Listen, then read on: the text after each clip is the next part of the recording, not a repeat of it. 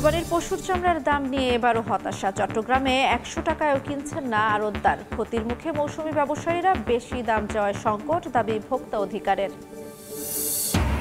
ঈদানন্দে মাতোয়ারা দেশ। কক্সবাজার সমুদ্র সৈকতে পর্যটকের ঢল। সারা দেশেই বিনোদন কেন্দ্রে উৎসবের আমেজ। নিরাপত্তায় তৎপর আইনশৃঙ্খলা বাহিনী। গণতন্ত্র ছাড়া কোনো ব্যবস্থাই রাষ্ট্রের কল্যাণ করতে পারে না বলে মন্তব্য করেছেন বেগম জিয়া। স্থায়ী কমিটির সদস্যদের সঙ্গে ঈদের শুভেচ্ছা বিনিময়ের পর মির্জা ফখরুল। কাল 4 দিনের সফরে যুক্তরাজ্যে যাচ্ছেন প্রধান উপদেষ্টা। ব্রিটিশ রাজার কাছ থেকে নেবেন কিংস চার্লস হারমোনি অ্যাওয়ার্ড। উচ্ছ্বসিত প্রবাসী বাংলাদেশিরা।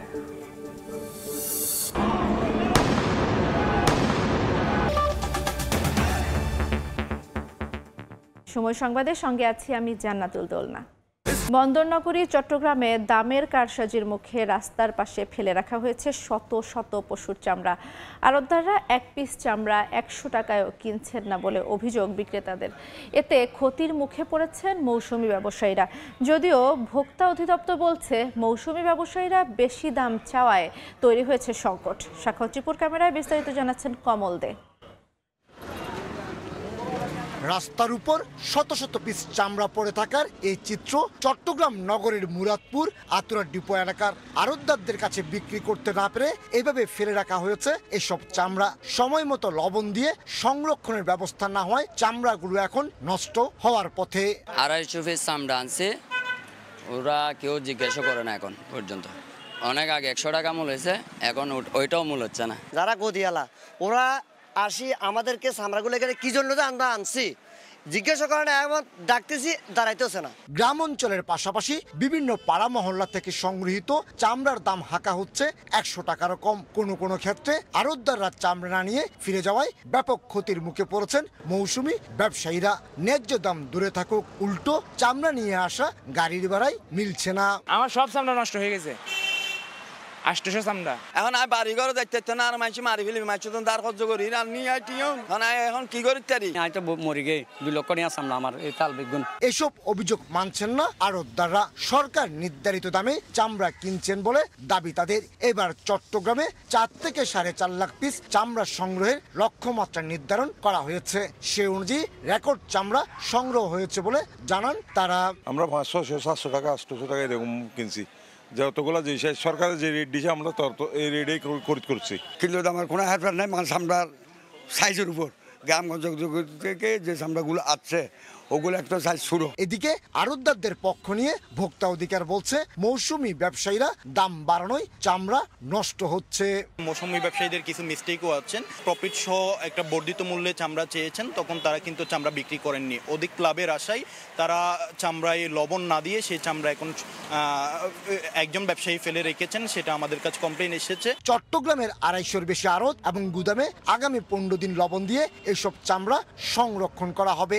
এরপর পাঠানো হবে রাজধানী ঢাকার ট্যানারি মালিকদের কাছে। নষ্ট হচ্ছে শত শত পিস পশুর চামড়া, আর ক্ষতির মুখে পড়ছে গ্রাম অঞ্চল এবং পাড়া মহল্লা থেকে চামড়া সংগ্রহকারী মৌসুমী ব্যবসায়ী এবং এই চামড়ার মূল দাবিদার মাদ্রাসাগুলো। চট্টগ্রামের আতুরা ডিপো থেকে কমল দে, সময় সংবাদ। ঈদের দ্বিতীয় দিনেও রাজধানীতে কোরবানির বর্জ্য অপসারণ করছে সিটি কর্পোরেশনের পরিচ্ছন্ন কর্মীরা। এই মুহূর্তে রাজধানীর তেজগাঁওয়ে আছেন রিপোর্টার হাসান ওয়ালি। সরাসরি যাচ্ছি তার কাছে। কোরবানির বর্জ্য অপসারণে কাজ করছে সিটি কর্পোরেশনের পরিচ্ছন্নতা কর্মীরা। আজকে কোরবানি ঈদের দ্বিতীয় দিন, অনেক জায়গায় আজকেও মানুষ কোরবানি দিচ্ছেন, আগামীকালকেও কোরবানি দেবেন।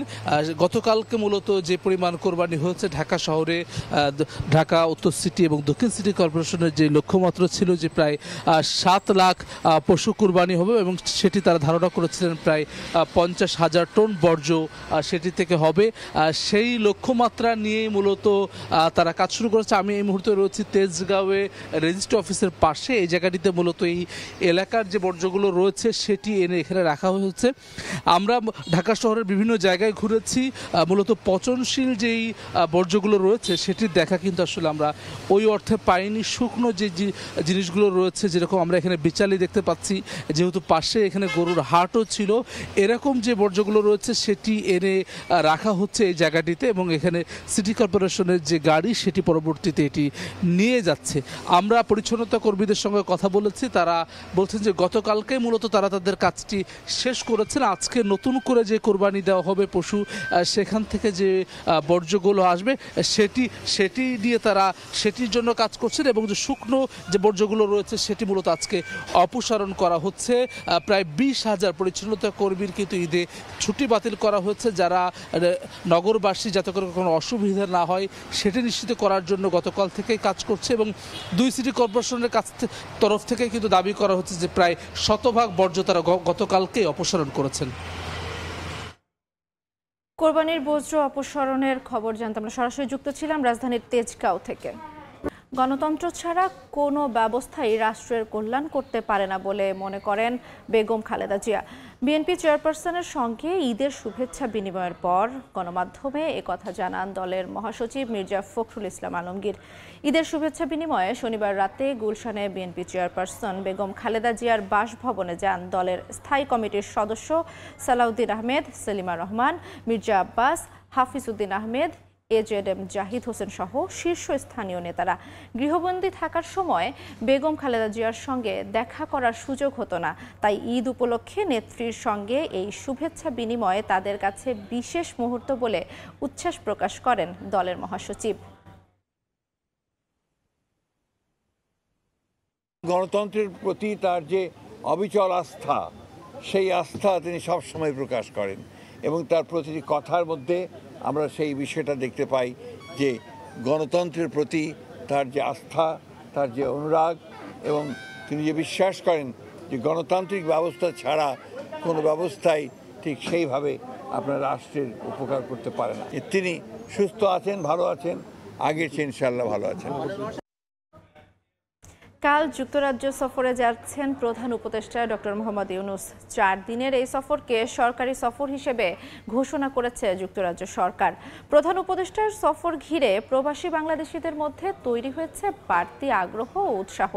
লন্ডন থেকে শোয়েব কবিরের রিপোর্ট। সোমবার 4 দিনের সফরে যুক্তরাজ্যে যাচ্ছেন প্রধান উপদেষ্টা ডক্টর মোহাম্মদ ইউনূস। এই সফরকে সরকারি সফর হিসেবে ঘোষণা করেছে ব্রিটিশ সরকার।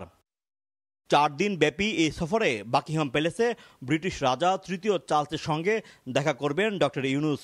এ সময় তিনি রাজা চার্লসের হাত থেকে গ্রহণ করবেন কিংস চার্লস হারমোনি অ্যাওয়ার্ড।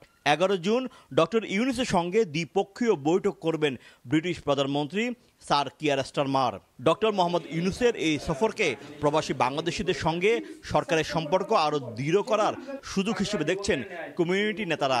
প্রধান উপদেষ্টাকে স্বাগত জানাতে এরই মধ্যে প্রস্তুতি নিচ্ছেন তারা। সফর ঘিরে প্রবাসীদের নানা দাবি দেওয়ার বিষয়টিও সামনে এসেছে। দেশের প্রয়োজনে, সংস্কারের প্রয়োজনে, দেশমাতৃকা দেশপ্রেমের প্রয়োজনে আমরা উনাকে স্বাগত জানাবো, উনাকে সম্মাননা দেব। বাংলাদেশের অনেক কিছু চাওয়া পাওয়ার আছে এই ডক্টর ইউনূসের কাছে, কাজে আমাদের প্রয়োজনে আমরা উনাকে সহযোগিতা করতে চাই। আমরা আশা করি যে এই ব্রিটেনের সাথে বাংলাদেশের একটি ভালো ব্যবসায়িক সম্পর্ক উন্নত হবে। সম্প্রতি পূর্ব লন্ডনের বাংলাপাড়া পরিদর্শনে যান ব্রিটিশ রাজা তৃতীয় চার্লস। স্থানীয় কমিউনিটির সঙ্গে আলাপচারিতার সময় ডক্টর মোহাম্মদ ইউনূসের প্রসঙ্গ উঠে আসে। রাজা তৃতীয় চার্লস ডক্টর ইউনূসের সঙ্গে তার সম্পর্কের কথা বলেন। খুব ভালো সম্পর্ক তাদের। ডক্টর ইউনূসের যুক্তরাজ্য সফরে বেশ খুশি তিনি। শোয়েব কবির, সময় সংবাদ, লন্ডন। বিনোদন কেন্দ্রগুলোতে উপচে পড়া ভিড়। পরিবার প্রিয়জন নিয়ে ঈদ আনন্দ ভাগাভাগির খবর জানাতে এই মুহূর্তে ফ্যান্টাসি কিংডমে আছেন মাইমুনা হায়দার চৌধুরী এবং মিরপুরের চিড়িয়াখানায় আছেন মনির হোসেন। শুরুতেই যাচ্ছি মাইমুনার কাছে। ঈদের দ্বিতীয় দিনে রাজধানী আশুলিয়ার ফ্যান্টাসি কিংডমে দেশের বিভিন্ন প্রান্ত থেকে বিভিন্ন বয়সী মানুষ এসে ভিড় করেছেন ঈদ আনন্দ উদযাপন করতে। আমরা এখানে সকাল থেকে দেখেছি আসলে তারা বলছেন শিশু কিশোরদের আনাগোনাটাই আমরা এখানে বেশি দেখতে পাচ্ছি।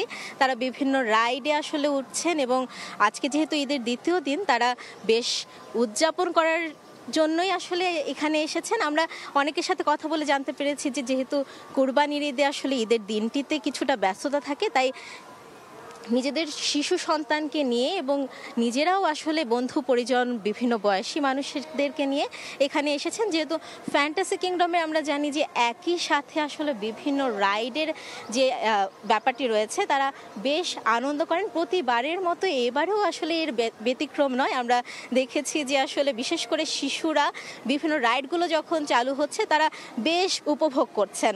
আর এখানে আসলে শুধুমাত্র রাজধানীর খুব কাছাকাছি হওয়াতে শুধুমাত্র যে রাজধানীর নগর জীবনের যে ব্যস্ততা বা কোলাহল তা থেকে মুক্তি পেতে আসেন শুধুমাত্র তাই নয়, আসলে এখানে যে আশাপাশের যে এলাকাগুলোর মানুষ রয়েছেন, আমরা অনেকের সাথে কথা বলেছি সাভার থেকে সহ নরসিংদী থেকে এবং অনেকে আসলে বেশ দূর থেকে, যেহেতু ঈদের সময়টাতে রাস্তা ফাঁকা থাকে তাই এই সুযোগটাকে আসলে কেউই ছাড়তে চাচ্ছেন না। এতে করে তারা আসলে ঈদ আনন্দকে আরও বেশি করে উপভোগ করার জন্য এখানে এসে ভিড় জমাচ্ছেন। আমরা জানতে পেরেছি যে যত বা আমরা দেখেছি আপনারাও দেখতে পাচ্ছেন যত বেলা গড়াচ্ছে তত আসলে মানুষের ভিড় এখানে বাড়ছে। তো ঈদের দ্বিতীয় দিনে আনন্দ উদযাপন করতে তারা এখানে এসেছেন বিভিন্ন বয়সী মানুষজন, পরিবার পরিজন এবং বন্ধু বান্ধবকে নিয়ে। এই মুহূর্তে ঈদ আনন্দ উদযাপনের আরও খবর জানতে আমরা চলে যাচ্ছি চিড়িয়াখানায়। সেখানে রয়েছেন আমার সহকর্মী মনির হোসাইন। যেমনটা আসলে দেখছিলাম সকাল থেকে মিরপুরের জাতীয় চিড়িয়াখানায়ও কিন্তু দর্শনার্থীদের যে ভিড় সেই ভিড় কিন্তু বলা চলে এবং ঠিক সকাল 9টায় যখন চিড়িয়াখানার গেট খুলে দেওয়া হয় তখন থেকেই আসলে শিশু কিশোর সহ সব বয়সী মানুষের পদচারণায় মুখর পুরো চিড়িয়াখানা প্রাঙ্গণ। এবং যেহেতু ঈদের দ্বিতীয় দিন, আর একটু বলে রাখি যে আজ রোববার স্বাভাবিকভাবেই চিড়িয়াখানার সাপ্তাহিক ছুটি থাকে, কিন্তু যেহেতু ঈদের পরদিন ঈদের যেই ছুটি চলছে বিনোদন প্রেমীদের জন্য এই রোববারেও খোলা রাখা হয়েছে। এবং আমরা আসলে যেটি দেখতে পেয়েছি বাঘ সিংহ সহ যেই প্রাণীগুলো আছে সেগুলোর প্রতি শিশুদের যেই ঝোঁক সেগুলোই আসলে বেশি দেখা গিয়েছে। এবং যেটি পরিলক্ষিত যেই সব বয়সী শিশুরা এখানে মেতে উঠেছেন আনন্দে, যেই ইট কাঠের যেই ইট পাথরের যেই শহর, সেই শহরে আসলে বিনোদন কেন্দ্র বলতে খুব একটা নেই বললেই চলে। সেক্ষেত্রে আসলে মিরপুরের যে চিড়িয়াখানা, এই চিড়িয়াখানায় এই ছুটির দিনগুলোতে দর্শনার্থীরা বেশি আসেন। এবং আমরা চিড়িয়াখানা কর্তৃপক্ষের সাথে কথা বলে যেটি জানতে পেরেছি যে ঈদের ছুটিগুলোতে স্বভাবতই 1.5 থেকে 2.5 লাখ মানুষের সমাগম ঘটে এখানে। এবং সকাল থেকে আসলে আমরা সেই তেমনই চিত্র দেখতে পেয়েছি। এবং বলা হচ্ছে যে এটি যখন বেলা আরও গড়াবে, বেলা গড়ানোর সঙ্গে সঙ্গে কিন্তু এই ভিড় আরও বেশি হবে এবং যেই দর্শনার্থী সেই দর্শনার্থীদেরও আগমন বেশি ঘটবে। এবং এই পাশেই এখন আমরা যেই পাশটিতে আছি এই পাশেই ভোদর রয়েছে, কুমির রয়েছে, যেগুলো দেখতে আসলে শিশুরা উচ্ছ্বসিত আসলে এগুলো দেখে এবং তারা খুব আনন্দ নিয়ে দেখছে। এবং এই যেই আনন্দ, এটা আসলে ঈদের যেই আনন্দ এবং ঈদের যে ছুটি সেই মাত্রা আরও দ্বিগুণ করেছে। তো রাজধানীর মিরপুরের জাতীয় চিড়িয়াখানা থেকে এই ছিল এখনকার মতো আমার কাছে সবশেষ। ঈদ বিনোদনের খবর জানতে আমরা সরাসরি যুক্ত ছিলাম রাজধানীর মিরপুরের চিড়িয়াখানা থেকে এবং আশুলিয়ার ফ্যান্টাসি কিংডম থেকে। এ পর্যায়ে শীর্ষ সংবাদগুলো জানিয়ে দিচ্ছি আরেকবার। কোরবানির পশুর চামড়ার দাম নিয়ে এবারও হতাশা। চট্টগ্রামে 100 টাকায়ও কিনছেন না আড়তদার। ক্ষতির মুখে মৌসুমি ব্যবসায়ীরা। বেশি দাম চাওয়ায় সংকট, দাবি ভোক্তা অধিকারের। ঈদ আনন্দে মাতোয়ারা দেশ। কক্সবাজার সমুদ্র সৈকতে পর্যটকের ঢল। সারা দেশেই বিনোদন কেন্দ্রে উৎসবের আমেজ। নিরাপত্তায় তৎপর আইনশৃঙ্খলা বাহিনী। এবং গণতন্ত্র ছাড়া কোনো ব্যবস্থাই রাষ্ট্রের কল্যাণ করতে পারে না বলে মনে করেন বেগম জিয়া। স্থায়ী কমিটির সদস্যদের সঙ্গে ঈদের শুভেচ্ছা বিনিময়ের পর মির্জা ফখরুল।